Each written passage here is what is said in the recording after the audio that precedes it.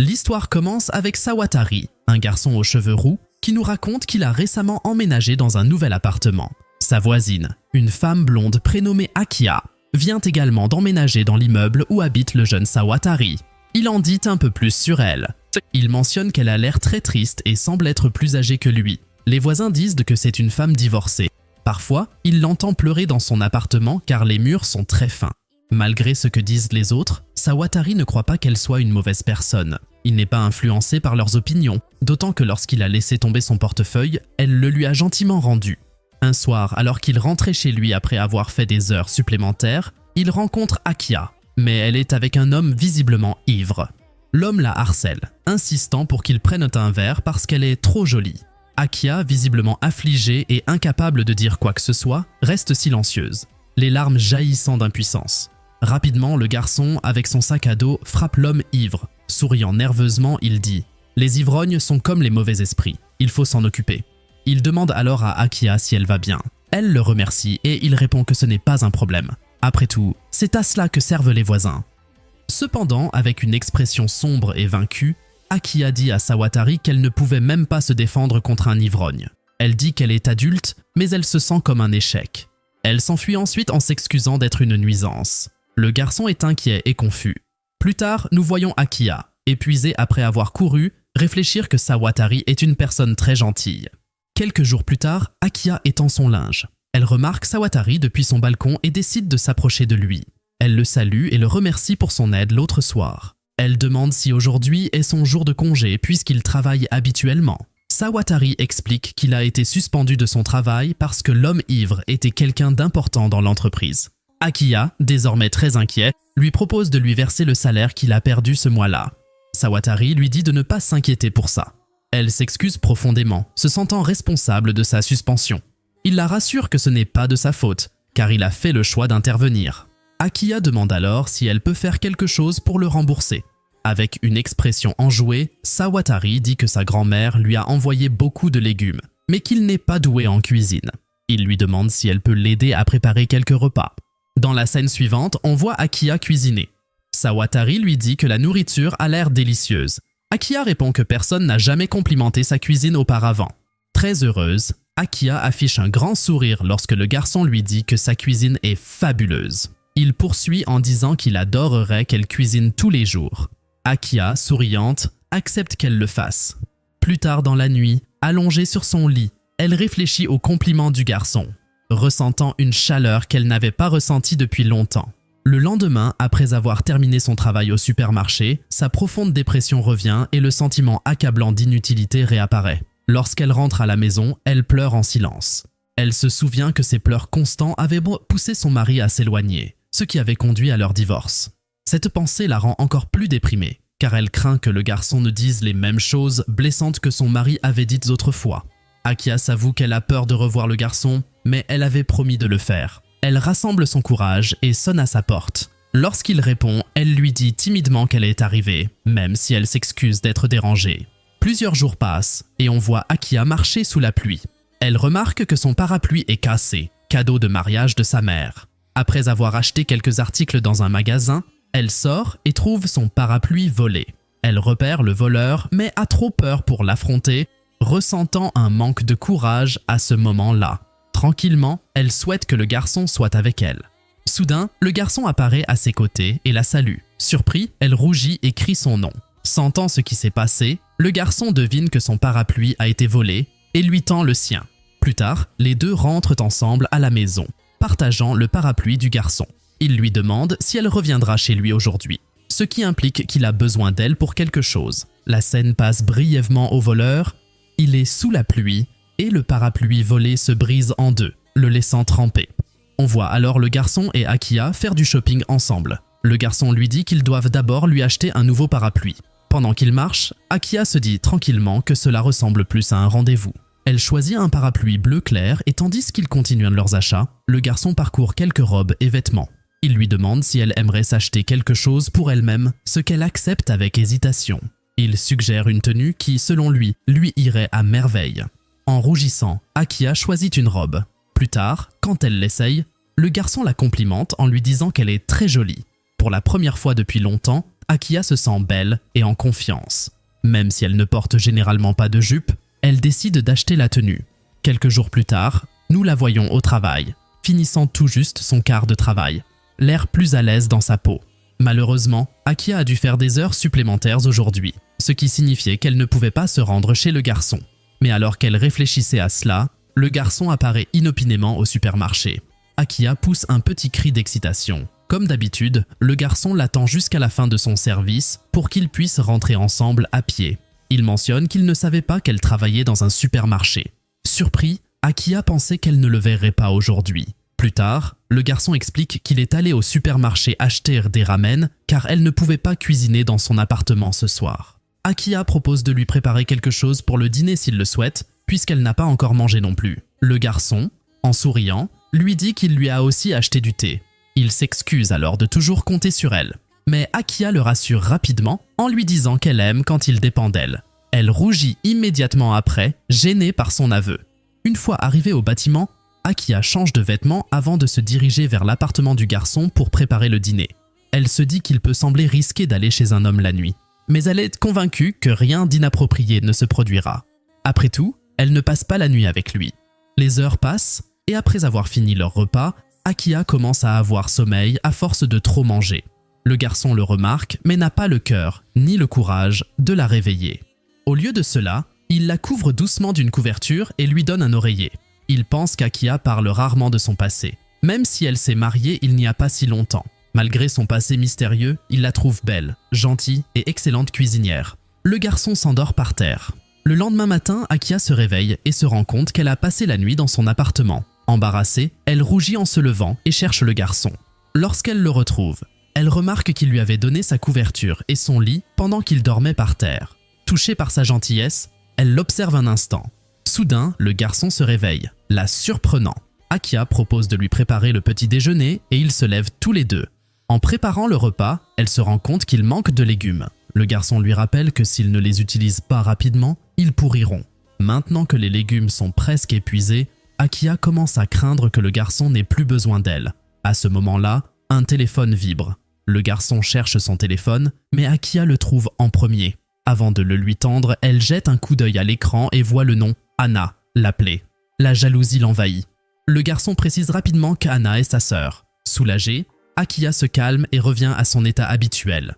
La sœur du garçon l'informe que leur grand-mère lui envoie des légumes supplémentaires et qu'elle les amènera bientôt. Elle mentionne qu'elle est déjà proche de l'appartement. Le garçon partage la bonne nouvelle avec Akiya, lui disant que sa sœur arrivera bientôt à l'appartement. Akiya, se sentant mal à l'aise, dit qu'elle devrait partir pour ne pas le déranger. Alors qu'elle s'apprête à partir, ils entendent sonner à la porte. Akiya devient anxieuse, se demandant à quoi ressemblera la sœur du garçon. Lorsqu'il ouvre la porte, il voit que sa sœur, Hana, est très belle. Hana commente immédiatement que leur grand-mère s'inquiète pour lui. Alors qu'Hana entre, elle remarque Akiya et, visiblement surprise, s'exclame « Il y a une femme ici !» Embarrassé, le garçon reproche à sa sœur d'être impoli. Après une brève explication, Hana comprend vite la situation. Elle tend au garçon un sac de légumes, mais ajoute qu'il y a 3 autres cartons dans le chariot à l'extérieur. Comme ils sont trop lourds, elle lui dit de les apporter lui-même. Alors que le garçon part chercher les cartons, Hana et Akiya commencent à parler. Akiya remarque que Hana semble être une personne très gentille. Mais sans avertissement, Hana demande soudain « As-tu déjà fait l'amour avec mon frère ?» Akiya est troublée et insiste sur le fait que ce n'est pas ce que pense Hana. Hana, cependant, insiste sur le fait qu'en tant que sœur, elle a besoin de savoir. Elle demande alors « Avez-vous déjà léché quelque chose ?» Akiya, désormais extrêmement nerveuse, répond qu'elle n'a rien léché. Hana, d'un air satisfait, conclut qu'elle dit la vérité, puisque son frère est très timide. Mais ensuite, avec un ton plus sérieux, Hana dit à Akiya que s'ils ne font pas passer leur relation au niveau supérieur, elle ne progressera jamais. Hana en dit plus sur le garçon, expliquant qu'il est le fils aîné de la famille et qu'il a une préférence pour les femmes comme Akiya. Cependant, Akiya commence à ne pas se sentir en sécurité, se demandant si elle est une partenaire fiable. Elle reste assise dans un coin, plongée dans ses pensées. Pendant ce temps, le garçon et Hana sont dehors, discutant des cartons de légumes. Le garçon mentionne qu'il a laissé ses ciseaux dans l'une des boîtes. Hana plaisante en disant qu'elle les cherchait, mais oriente rapidement la conversation vers la belle voisine. Le garçon dit à sa sœur qu'Akiya est très gentille et une excellente cuisinière.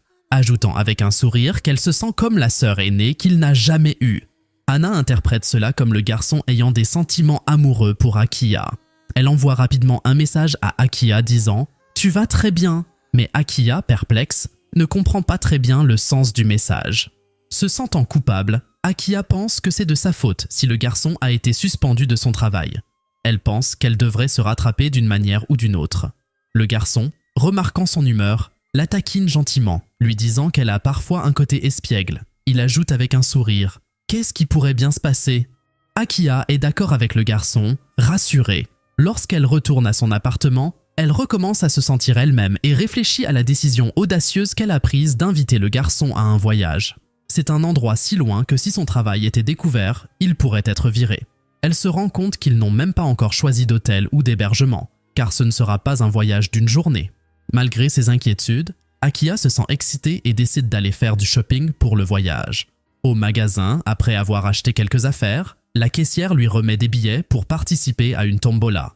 Akiya se souvient qu'elle avait reçu des billets similaires la première fois qu'elle était venue faire du shopping avec le garçon. C'était le jour même où elle a acheté la robe, lorsque son parapluie a été volé. Se sentant chanceuse, elle décide de participer au tirage au sort et remarque que le 3e prix est un voyage dans une station thermale. Elle pense que si elle gagne, elle invitera le garçon. Après tout, cela semble être un endroit parfait pour que 2 adultes puissent se détendre ensemble. Elle rit toute seule, sachant qu'elle n'aurait jamais le courage de l'inviter à un tel voyage sans une bonne excuse.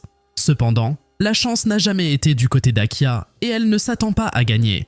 Mais à sa grande surprise, le lendemain, elle annonce avec enthousiasme au garçon qu'elle a gagné un voyage aux sources chaudes. Le jour du voyage arrive et on voit le garçon entrer dans son appartement.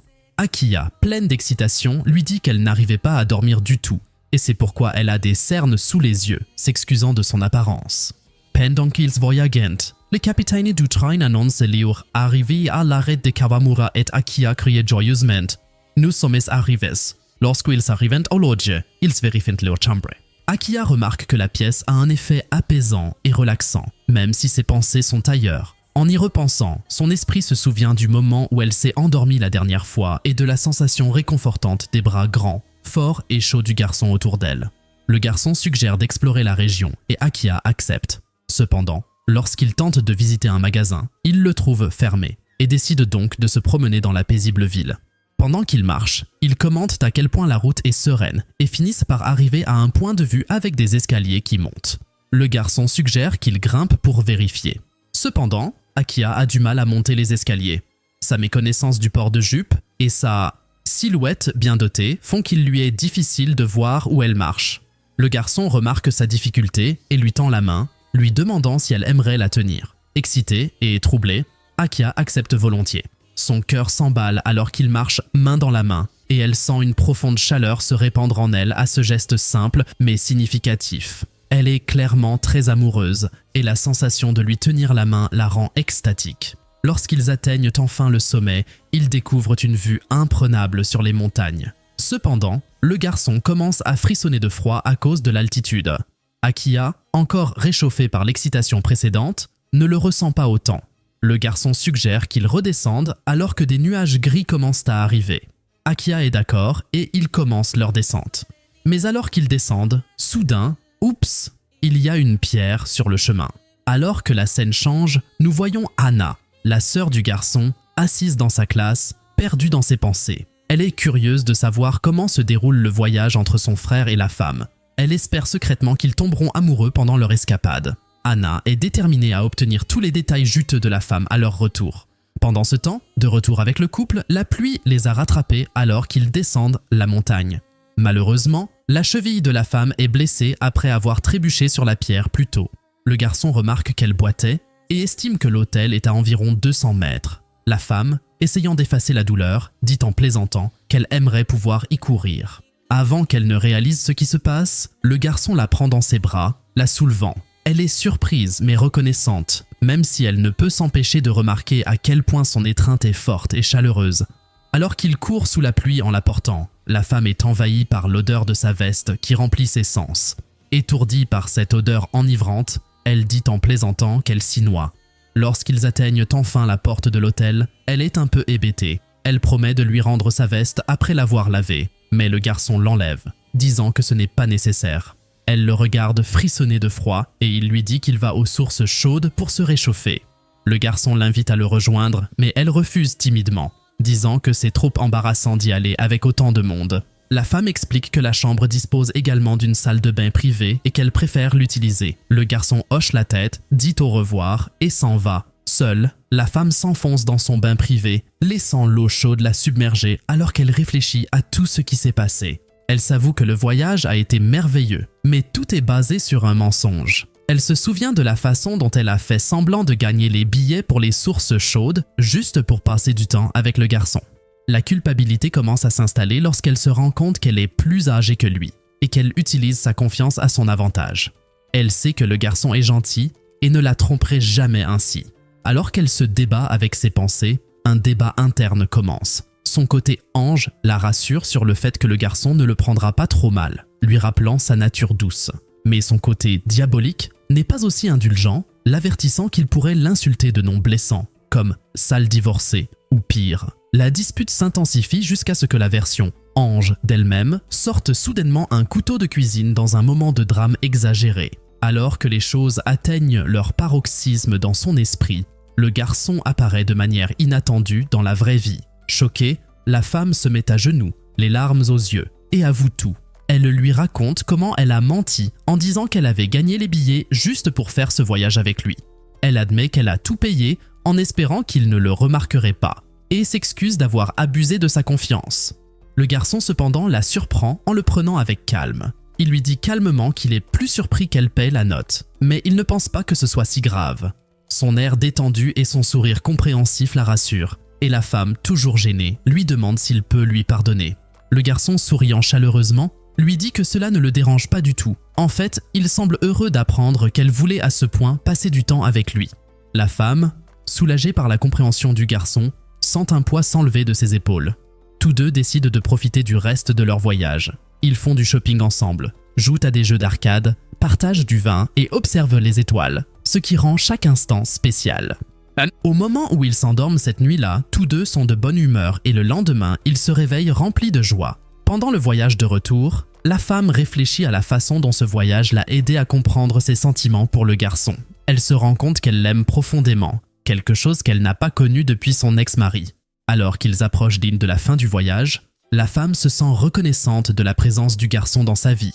Elle mentionne que même si son cœur était autrefois brisé, le garçon a, sans le savoir, commencé à le guérir. Elle ne se précipite plus pour forcer le progrès. Au lieu de cela, elle chérit les moments qu'ils passent ensemble. Pendant le trajet du retour, le garçon la regarde et lui dit à quel point il s'est bien amusé. En rougissant, la femme admet qu'elle ressent la même chose. Le garçon plaisante en disant que si passer du temps avec elle est aussi amusant, il ne voudra peut-être plus jamais retourner travailler. La femme rit et lui propose de cuisiner pour lui-même lorsqu'il est occupé par son travail. Lorsqu'ils reviennent à leur immeuble, ils se séparent en souriant. Mais il y a un indice subtil que quelque chose ne va pas. Le lendemain, la femme prépare le dîner avec impatience, impatiente que le garçon rentre chez lui après sa première journée de travail. Elle commence à se sentir davantage comme sa partenaire, satisfaite de la petite routine qu'ils ont construite ensemble. Dès qu'elle l'entend arriver, elle se précipite pour le saluer. Mais quelque chose ne va pas. Le garçon n'a pas l'air content. L'atmosphère entre eux devient lourde alors qu'ils partagent une nouvelle difficile. Il a été muté dans une autre entreprise, filiale de son employeur actuel. Cela signifie qu'il devra s'éloigner. Le cœur de la femme se serre. Elle est dévastée par cette annonce soudaine et le peu de bonheur qu'elle a trouvé avec lui semble lui glisser entre les doigts. Le garçon essaie d'expliquer qu'il n'avait pas le choix, mais la femme, submergée par l'émotion, ne supporte pas d'en entendre davantage. Sans trop dire, elle quitte précipitamment l'appartement, les larmes aux yeux. Le garçon tend la main, essayant de l'arrêter, mais il reste debout en silence alors qu'elle s'éloigne.